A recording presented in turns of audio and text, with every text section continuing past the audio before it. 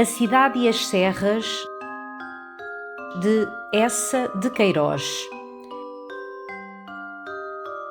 Lido por Sofia Pedro.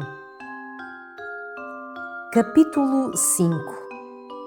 No entanto, Jacinto, desesperado com tantos desastres humilhadores, as torneiras que dessoldavam, os elevadores que emperravam, o vapor que se encolhia, a eletricidade que se sumia, decidiu valorosamente vencer as resistências finais da matéria e da força por novas e mais poderosas acumulações de mecanismos.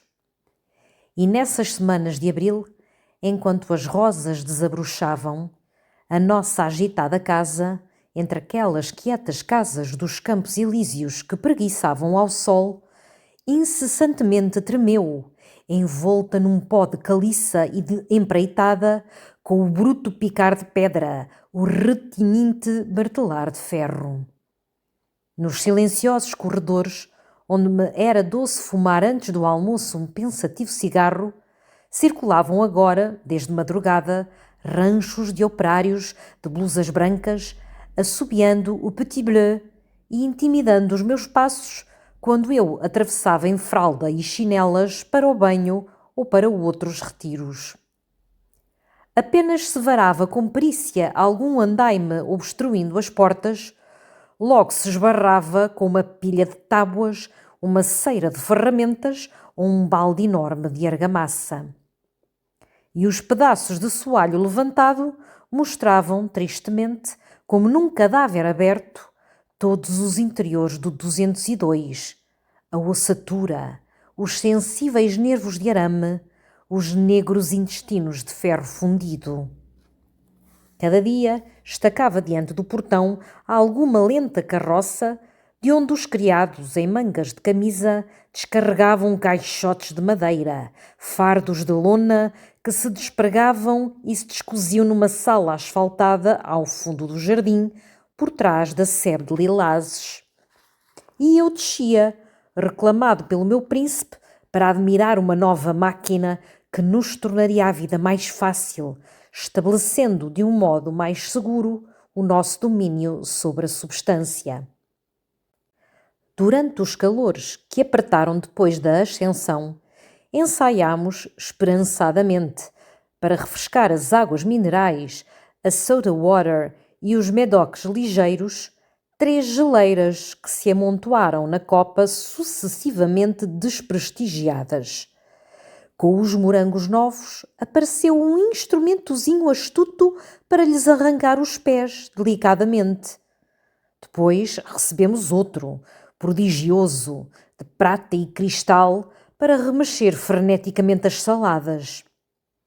E na primeira vez que o experimentei, todo o vinagre esparrinhou sobre os olhos do meu príncipe, que fugiu aos uivos. Mas ele teimava. Nos atos mais elementares, para aliviar ou apressar o esforço, se socorria Jacinto da dinâmica. E agora era por intervenção de uma máquina que abotoava as ceroulas. E simultaneamente, ou em obediência à sua ideia, ou governado pelo despotismo do hábito, não cessava, ao lado da mecânica acumulada, de acumular erudição. Oh, a invasão dos livros no 202! Solitários, aos pares, em pacotes, dentro de caixas, franzinos, gordos e repletos de autoridade, envoltos em plebeia capa amarela ou revestidos de marroquim e ouro, perpetuamente, torrencialmente, invadiam por todas as largas portas a biblioteca, onde se estiravam sobre o tapete, se repimpavam nas cadeiras macias, se entronizavam em cima das mesas robustas e, sobretudo, trepavam contra as janelas em sôfregas pilhas, como se, sufocados pela sua própria multidão, procurassem com ânsia espaço e ar. Na erudita nave, onde apenas alguns livros mais altos restavam descobertos, sem tapume de livros, perenemente se adensava um pensativo crepúsculo de outono, enquanto fora junho refulgia. A biblioteca transbordara através de todo o 202. Não se abria um armário sem que de dentro se despenhasse desamparada uma pilha de livros. Não se franzia uma cortina sem que de trás surgisse hirta uma ruma de livros. E imensa foi a minha indignação quando uma manhã, correndo urgentemente de mãos nas alças, encontrei vedada por uma tremenda coleção de estudos sociais a porta do water closet. Mais amargamente, porém, me lembro da noite histórica em que no meu quarto, moído e mole de um passeio a Versalhes, com as pálpebras poeirentas e meio adormecidas, tive de desalojar do meu leito praguejando um pavoroso dicionário de indústria em 37 volumes. Senti então a suprema fartura do livro. Ajeitando com murros os travesseiros, maldisse a imprensa, a facúndia humana. E já me estirara, adormecia, quando topei, quase partia a preciosa rótula do joelho contra a lombada de um tomo que velhacamente se aninhara entre a parede e os colchões. Com furor e um berro, empolguei, arremessei o tomo afrontoso que entornou o jarro e inundou um tapete rico de Dagenston. E nem sei se depois adormeci, porque os meus pés, a que não sentia nem o pisar nem o rumor, como se um vento brando me levasse, continuaram a tropeçar em livros no corredor apagado, depois na areia do jardim que o luar branqueava, depois na avenida dos Campos Elíseos, povoada e ruidosa como numa festa cívica. E, ó portento, todas as casas aos lados eram construídas com livros. Nos ramos dos castanheiros ramalhavam folhas de livros. E os homens, as finas damas, vestidos de papel impresso, com títulos nos dorsos, mostravam em vez de rosto um livro aberto, a que a brisa lenta virava docemente as folhas. Ao fundo, na Praça da Concórdia, avistei uma escarpada montanha de livros a que tentei trepar arquejante, ora enterrando a perna em flácidas camadas de versos, ora batendo contra a lombada, dura como calhau, de tomos de exegese e crítica. A tão vastas alturas subi, para além da terra, para além das nuvens, que me encontrei maravilhado entre os astros. Eles rolavam serenamente, enormes e mudos, recobertos por espessas crostas de livros, de onde surdia, aqui e além, por alguma fenda, entre dois volumes mal juntos, um raiozinho de luz sufocada e ansiada. E assim ascendi ao paraíso. De certo era o paraíso, porque com meus olhos de mortal argila avistei o ancião da eternidade, aquele que não tem manhã nem tarde. Numa claridade que dele irradiava, mais clara que todas as claridades, entre fundas estantes de ouro abarrotadas de códices, sentado em vetustíssimos fólios, com os flocos das infinitas barbas espalhados por sobre resmas de folhetos, brochuras, gazetas e catálogos, o Altíssimo lia. A fronte superdivina que concebera o mundo pousava sobre a mão superforte que o mundo criara, e o Criador lia e sorria. Ousei, arrepiado de sagrado horror, espreitar por cima do seu ombro coruscante. O livro era brochado de 3 francos. O Eterno lia Voltaire numa edição barata e sorria. Uma porta faiscou e rangeu como se alguém penetrasse no paraíso. Pensei que um santo novo chegara da terra. Era Jacinto, com o charuto em brasa, um molho de cravos na lapela, sobraçando 3 livros amarelos que a princesa de Garmin lhe emprestara para ler. Numa dessas ativas semanas, porém, a minha atenção subitamente se despegou deste interessante jacinto. Hóspede do 202, conservava no 202 a minha mala e a minha roupa. E acostado à bandeira do meu príncipe, ainda ocasionalmente comia do seu caldeirão sumptuoso. Mas a minha alma, a minha embrutecida alma e o meu corpo, o meu embrutecido corpo, habitavam então na Rua do Helder, número 16, quarto andar, porta à esquerda. Descia eu uma tarde numa leda paz de ideias e sensações o Boulevard da Madalena, quando avistei diante da estação dos ônibus, rondando no asfalto, num passo lento e felino, uma criatura seca, muito morena, quase tisnada, com 2 fundos olhos taciturnos e tristes e uma mata de cabelos amarelados, toda crespa e rebelde, sob o chapéu velho de plumas negras. Parei, como colhido por um repuxão nas entranhas. A criatura passou, no seu magro rondar de gata negra, sobre um beiral de telhado ao luar de janeiro. 2 poços fundos não luzem mais negro e taciturnamente do que luziam os seus olhos taciturnos e negros. Não recordo, Deus louvado, como rocei o seu vestido de seda, lustroso e encebado nas pregas. Nem como lhe rosnei uma súplica por entre os dentes que rangiam. Nem como subimos ambos, morosamente e mais silenciosos que condenados, para um gabinete do Café du Rhin, safado e morno. Diante do espelho, a criatura, com a lentidão de um rito triste, tirou o chapéu e a romeira salpicada de vidrilhos.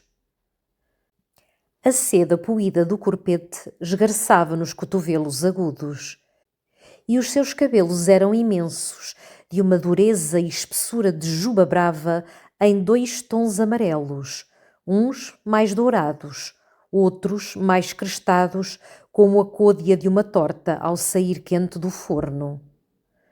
Com um riso trêmulo, agarrei os seus dedos compridos e frios. E o nomezinho, hein? Ela séria, quase grave. Madame Colombe, 16, Rua do Helder, quarto andar, porta à esquerda. E eu, miserável Zé Fernandes, também me senti muito sério, trespassado por uma emoção grave, como se nos envolvesse naquela alcova do café a majestade de um sacramento. À porta, empurrada levemente, o criado avançou a face nédia. Ordenei uma lagosta, pato com pimentões e borgonha.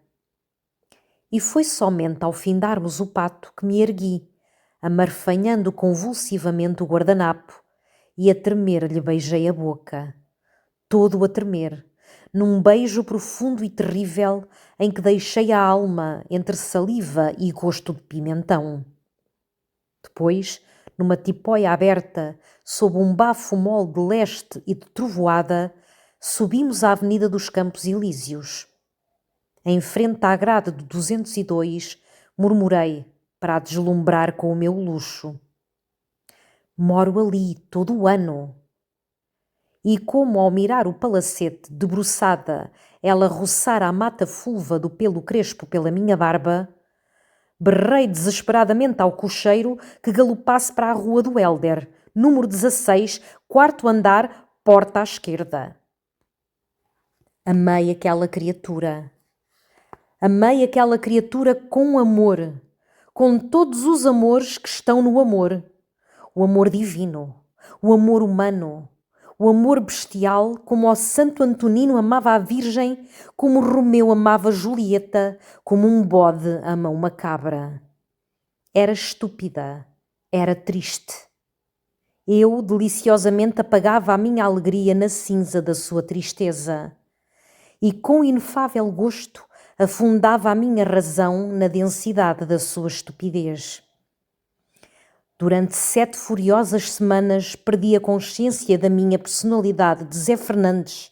Fernandes de Noronha e Sande de Guiães. Ora se me afigurava ser um pedaço de cera que se derretia com horrenda delícia num forno rubro e rugidor. Ora me parecia ser uma faminta fogueira onde flamejava, estalava e se consumia um molho de galhos secos. Desses dias de sublime surdidez, só conservo a impressão de uma alcova forrada de cretones sujos, de uma bata de lã cor de lilás com sotaches negros, de vagas garrafas de cerveja no mármore de um lavatório e de um corpo tisnado que rangia e tinha cabelos no peito. E também me resta a sensação de incessantemente e com arroubado de leite me espojar, arremessar para um regaço que se cavava entre um ventre sumido e uns joelhos agudos, o meu relógio, os meus berloques, os meus anéis, os meus botões de punho de safira e as 197 libras que eu trouxera de Guiães numa cinta de camurça. Do sólido, decoroso, bem fornecido Zé Fernandes, só restava uma carcaça errando através de um sonho, com as gâmbias moles e a baba a escorrer. Depois, uma tarde, trepando com a costumada gula à escada da rua do Hélder, encontrei a porta fechada e arrancado da ombreira aquele cartão de Madame Colombe que eu lia sempre tão devotamente e que era a sua tabuleta. Tudo no meu ser tremeu como se o chão de Paris tremesse.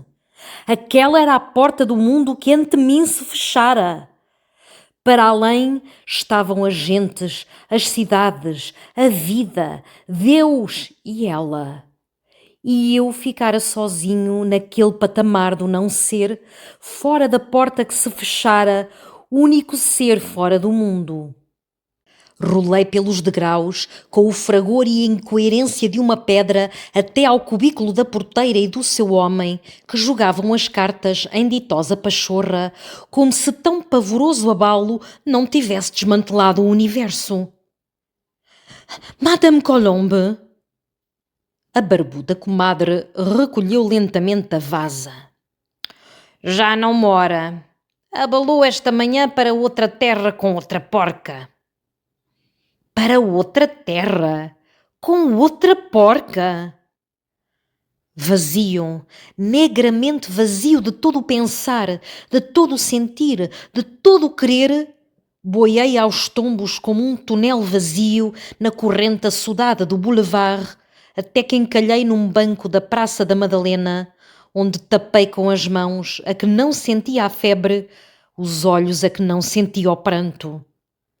Tarde, muito tarde, quando já se cerravam com um estrondo as cortinas de ferro das lojas, surdiu, de entre todas estas confusas ruínas do meu ser, a eterno sobrevivente de todas as ruínas, a ideia de jantar.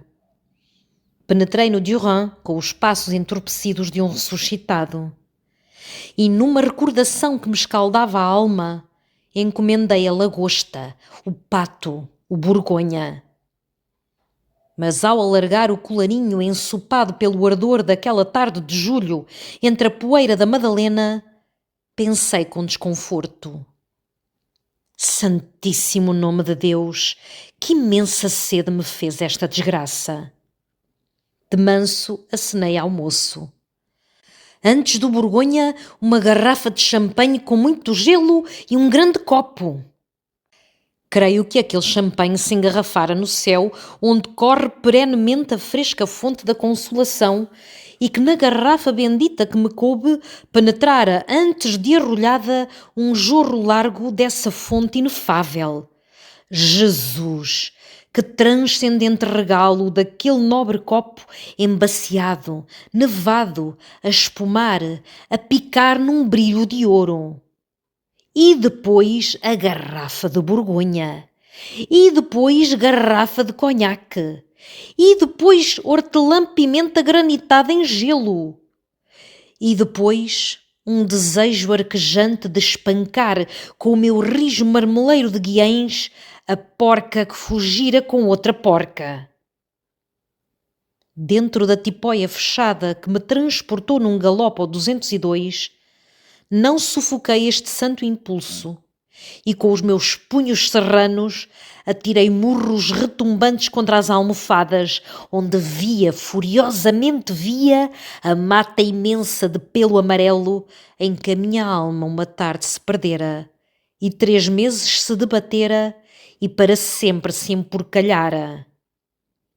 Quando o fiacre estacou no 202, ainda eu espancava tão desesperadamente a besta ingrata que aos berros do cocheiro 2 moços acudiram e me sustiveram, recebendo pelos ombros, sobre as nucas cervis, os restos cansados da minha cólera. Em cima, repeli a solicitude do grilo que tentava impor ao Sr. Zé Fernandes, a Zé Fernandes de Guiães, a imensa indignidade de um chá de macela. E estirado no leito de Dom Galeão, com as botas sobre o travesseiro, o chapéu alto sobre os olhos, ri, num doloroso riso, deste mundo burlesco e sórdido de Jacintos e de Colombe. E de repente senti uma angústia horrenda. Era ela, era a Madame Colombe que esfuziara da chama da vela e saltara sobre o meu leito e desabotoara o meu colete e arrombara as minhas costelas e toda ela, com as saias sujas, mergulhara dentro do meu peito e abocara o meu coração e chupava a sorvos lentos, como na rua do Hélder, o sangue do meu coração. Então, certo da morte, ganindo pela tia Vicência, pendi do leito para mergulhar na minha sepultura, que através da névoa final eu distinguia sobre o tapete, redondinha, vidrada, de porcelana e com asa. E sobre a minha sepultura, que tão irreverentemente se assemelhava ao meu vaso, vomitei o borgonha, vomitei o pato, vomitei a lagosta.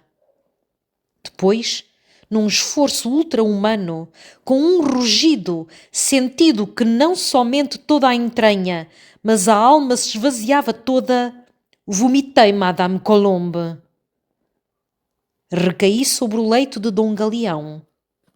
Recarreguei o chapéu sobre os olhos para não sentir os raios do sol. Era um sol novo, um sol espiritual que se erguia sobre a minha vida. E adormeci, como uma criancinha docemente embalada num berço de verga pelo anjo da guarda.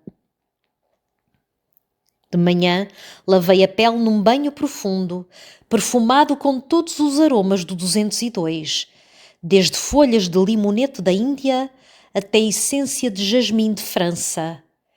E lavei a alma com uma rica carta da tia Vicência, em letra farta, contando da nossa casa e da linda promessa das vinhas e da compota de ginja que nunca lhe saíra tão fina e da alegre fogueira do pátio em noite de São João e da menininha muito gorda e cabeluda que viera do céu para a minha afilhada Joaninha. Depois, à janela, bem limpo de alma e de corpo, numa quinzena de sedinha branca, tomando o chá de naipó, respirando os rosais do jardim revividos pela chuva da madrugada, considerei em divertido pasmo que durante 7 semanas me emporcalhara na rua do Hélder com um estardalho muito magro e muito tisnado. E concluí que padecera de uma longa sesão, sesão da carne, sesão da imaginação apanhada num charco de Paris, nesses charcos que se formam através da cidade com as águas mortas, os limos, os lixos, os tortulhos e os vermes de uma civilização que apodrece.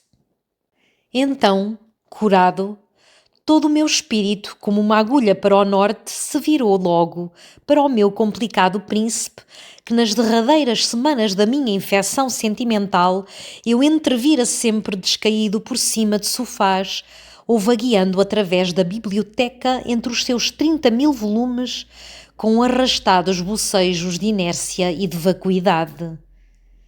Eu, na minha pressa indigna, só lhe lançava um distraído: que é isso?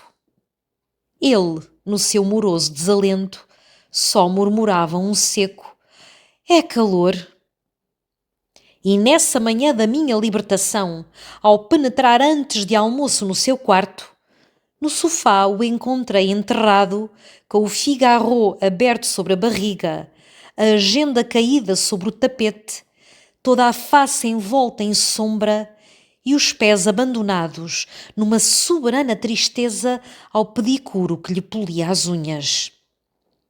De certo o meu olhar relumiado e repurificado, a brancura das minhas flanelas reproduzindo a quietação das minhas sensações e a segura harmonia em que todo o meu ser visivelmente se movia, impressionaram o meu príncipe, a quem a melancolia nunca embotava a agudeza. Ergueu molemente um braço mole. Então, esse capricho? Derramei sobre ele todo o fulgor de um riso vitorioso. Morto! E como o senhor de Marlborough, morto e bem enterrado. Jaz, ou antes, rola. Com efeito deve andar agora rolando por dentro do cano do esgoto. Jacinto bocejou, murmurou: ai, este Zé Fernandes de Noronha e Sande. E no meu nome, no meu digno nome assim embrulhado num bocejo com desprendida ironia, se resumiu todo o interesse daquele príncipe pela suja tormenta em que se debatera o meu coração.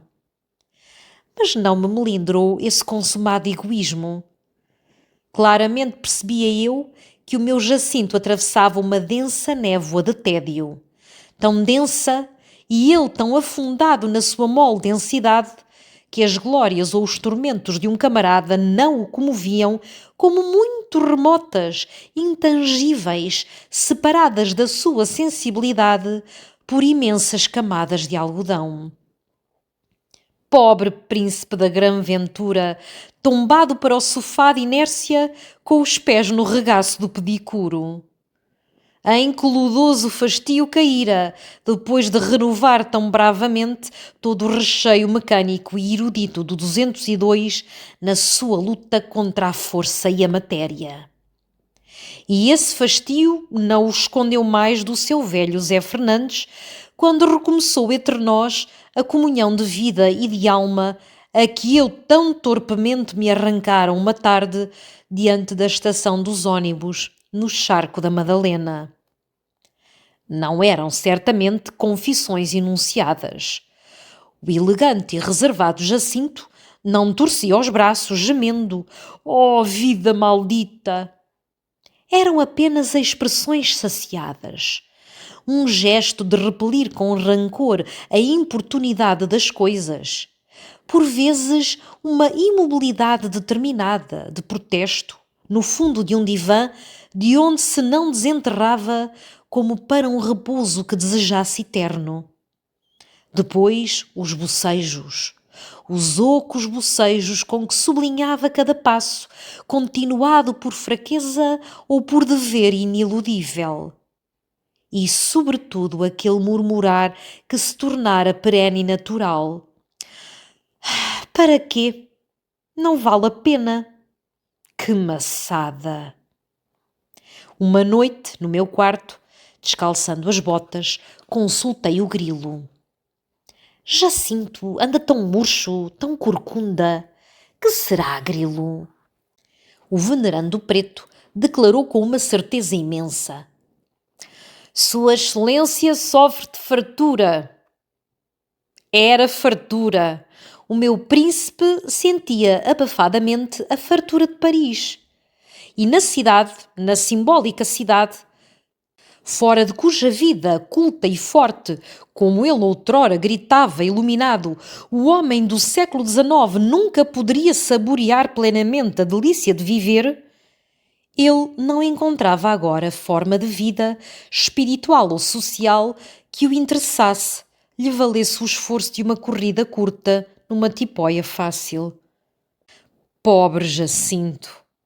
Um jornal velho, 70 vezes relido desde a crónica até aos anúncios, com a tinta delida, as dobras roídas, não enfastiaria mais o solitário que só possuísse na sua solidão esse alimento intelectual do que o parisianismo enfastiava o meu doce camarada. Se eu nesse verão capciosamente o arrastava a um café-concerto ou ao festivo pavilhão de Armenonville, o meu bom Jacinto, colado pesadamente à cadeira, com um maravilhoso ramo de orquídeas na casaca, as finas mãos abatidas sobre o castão da bengala, conservava toda a noite uma gravidade tão estafada que eu, compadecido, me erguia, o libertava, gozando a sua pressa em abalar, a sua fuga de ave solta. Raramente, e então com veemente arranque como quem salta um fosso, descia a um dos seus clubes ao fundo dos Campos Elíseos.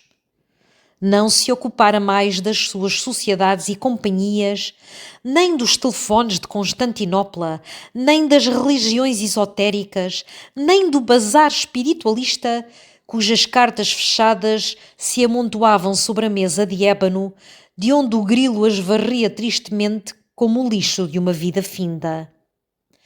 Também lentamente se despegava de todas as suas convivências. As páginas da agenda cor-de-rosa murcha andavam desafogadas e brancas. E se ainda cedia a um passeio de mail coach ou a um convite para algum castelo amigo dos arredores de Paris, era tão arrastadamente, com um esforço tão saturado ao enfiar o paletó leve, que me lembrava sempre um homem, depois de um gordo jantar de província, a estalar que por polidez ou em obediência a um dogma devesse ainda comer uma lampreia de ovos. Jazer em casa, na segurança das portas bem cerradas e bem defendidas contra toda a intrusão do mundo, seria uma doçura para o meu príncipe se o seu próprio 202, com aquele tremendo recheio de civilização, não lhe desse uma sensação dolorosa de abafamento, de atulhamento. Julho escaldava, e os brocados, as alcatifas, tantos móveis roliços e fofos, todos os seus metais e todos os seus livros tão espessamente o oprimiam, que escancarava sem cessar as janelas para prolongar o espaço, a claridade, a frescura. Mas era então a poeira, suja e acre, rolada em bafos mornos, que o enfurecia. Oh, este pó da cidade! Mas, Jacinto, por que não vamos para Fontainebleau ou para Montmorency ou para o campo? O quê? Para o campo? E na sua face enrugada, através deste berro, lampejava sempre tanta indignação que eu curvava os ombros, humilde, no arrependimento de ter afrontosamente ultrajado o príncipe que tanto amava. Desventurado príncipe! Com o seu dourado cigarro de aca a fumegar, errava então pelas salas, lenta e murchamente como quem vaga em terra alheia, sem afeições e sem ocupações. Esses desafeiçoados e desocupados passos monotonamente o traziam ao seu centro, ao gabinete verde, à biblioteca de ébano, onde acumular a civilização nas máximas proporções para gozar nas máximas proporções a delícia de viver. Espalhava em torno um olhar farto. Nenhuma curiosidade ou interesse lhe solicitavam as mãos, enterradas nas algibeiras das pantalonas de seda, numa inércia de derrota. Anulado, bocejava com descoroçoada moleza. E nada mais instrutivo e doloroso do que este supremo homem do século XIX, no meio de todos os aparelhos reforçadores dos seus órgãos e de todos os fios que disciplinavam ao seu serviço as forças universais e dos seus 30.000 volumes repletos do saber dos séculos, estacando, com as mãos derrotadas no fundo das algibeiras e exprimindo na face e na indecisão mole de um bocejo o embaraço de viver.